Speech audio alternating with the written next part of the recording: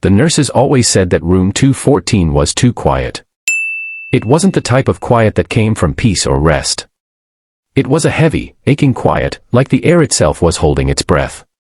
Inside lay an elderly woman named Amara, whose eyes rarely opened, whose breaths were shallow but steady, and whose world had grown smaller and smaller over the years until it fit entirely inside the gray walls of that hospital room. She hadn't spoken in months, not because she couldn't, but because she had simply stopped trying. The doctor said her mind wandered in and out of the present. Sometimes she recognized people. Sometimes she didn't. And sometimes she just stared out the window as if waiting for someone who never arrived. It was on one of those slow autumn mornings when a young man walked into the room carrying a bouquet of marigolds. His steps were hesitant, as if he wasn't sure he belonged there. But he approached the bed, sat in the chair beside it, and gently placed the flowers on the nightstand. "Hi, Mrs. Amara," he said quietly. "It's me. Rafi." The woman didn't move. Her eyes remained closed. Rafi wasn't a nurse, nor a volunteer. He wasn't family either, at least not in the way people imagined family to be. He was just a stranger who had once been saved by a woman he barely knew. And now he had come to keep a promise. It began 2 years earlier, when Rafi was just 17 and working part-time at a small grocery store. His mother worked long hours as a seamstress, his father had left long ago. Life wasn't unkind, but it wasn't gentle either. Rafi learned early that no one owed him anything, and he owed nothing in return. One night, he was walking home from work when he heard a crash. It came from a narrow alleyway behind the bakery. At first, he hesitated. He didn't want to get involved, he had school the next morning, homework to finish, and barely enough energy to keep his eyes open. But something, maybe instinct, maybe conscience, pulled him toward the sound. Inside the alley, he found an old woman sitting on the pavement, her groceries spilled around her. One shoe had fallen off. A jar of jam lay shattered beside her. And she looked exhausted, too exhausted to even cry. "Ma'am, are you okay?" he asked, kneeling beside her. She looked up, her eyes full of embarrassment rather than pain. "I'm fine, dear. I just lost my balance. Silly of me." But she wasn't fine. Rafi could see that. Her ankle was swollen, and she grimaced every time she tried to move. "Let me help you," he said. "No, no. You must have somewhere to be. I can manage. I just need a moment." Rafi ignored her protests. He gathered the scattered groceries, helped her stand, and asked where she lived. She tried to tell him not to bother, but he insisted. Slowly, supporting her weight, he walked her home, a tiny apartment just a few streets away. Before he left, she smiled at him warmly. "You're a good boy," she said. "Tell me your name." "Rafi." "Rafi," she repeated softly. "Thank you."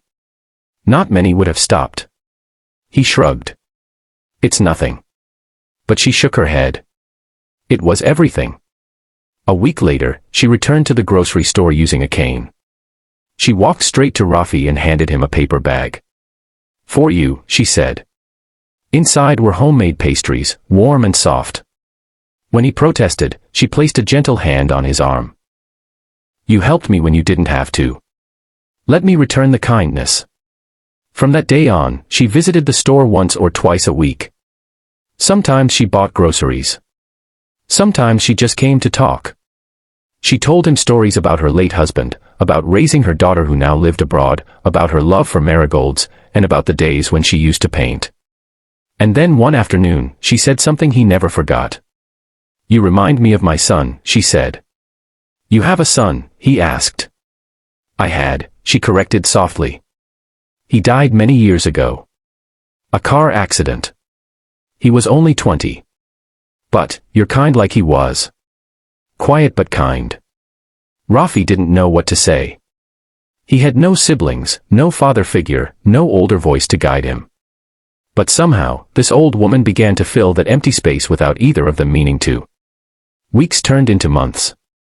Their routine became familiar, warm. But one day, she didn't come. And the next day, she didn't either.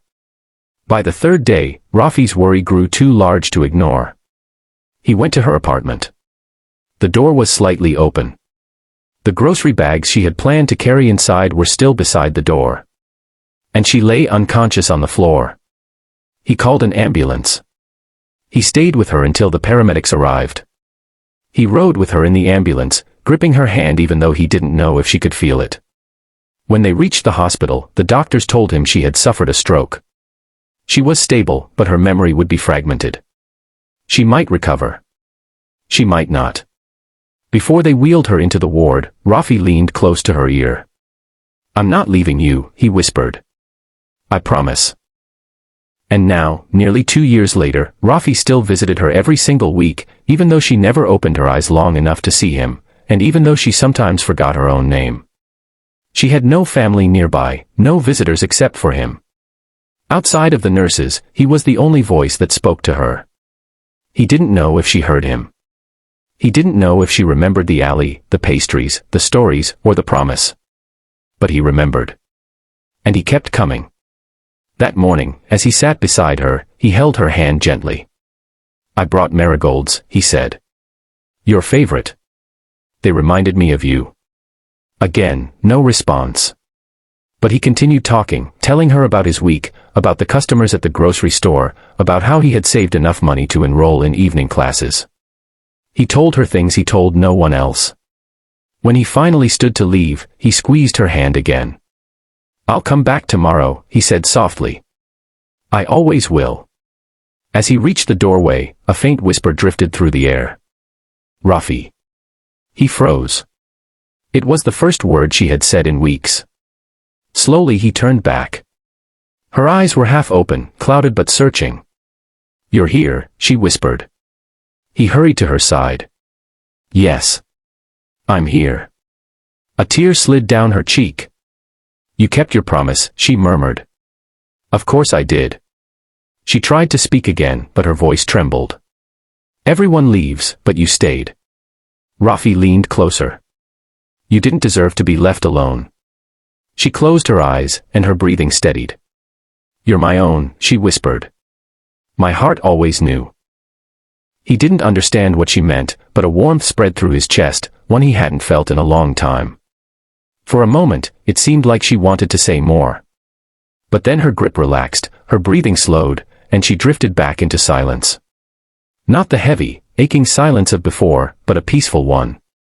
The nurses rushed in when they heard the monitors beeping irregularly. Rafi was ushered aside as doctors moved quickly around her bed. He stood trembling, unable to breathe. Minutes later, the doctor approached him with soft, gentle eyes. "She passed away peacefully," he said. She wasn't scared. She wasn't alone. Rafi sat in the chair, tears spilling freely now. He held her hand one last time. "You kept your promise too," he whispered. "You came back for a moment just to say goodbye." Weeks passed. Life felt heavier without his visits to room 214. But one afternoon the hospital contacted him. They asked him to come in. When he arrived, the head nurse handed him a small box. "She left this for you," the nurse said. "She wrote your name on it months ago, during one of her clearer days." Inside the box was a folded letter and a tiny painting of marigolds, messy, imperfect, but full of color. He opened the letter carefully. "My dear Rafi. If you are reading this, then my time has passed. But I need to tell you something while my mind is still my own. You saved me, twice. Once when you found me in the alley, and again when you decided I was not someone to be forgotten. People think kindness is a small act, but it is not. Kindness is a lifeline. It kept me alive longer than the doctors ever could. You were the son I lost, returned to me not by blood, but by fate. Thank you for staying. Thank you for caring. Thank you for keeping your promise. With love, Amara." Rafi pressed the letter to his chest. He realized then that sometimes the greatest kindness is not a grand gesture, not a heroic act, but a quiet promise, a promise kept in silence, day after day, even when no one sees it. From that day forward, whenever he passed a marigold bloom, he smiled. Because he knew that somewhere, in a place beyond pain and memory, an old woman smiled back. And sometimes, that was enough.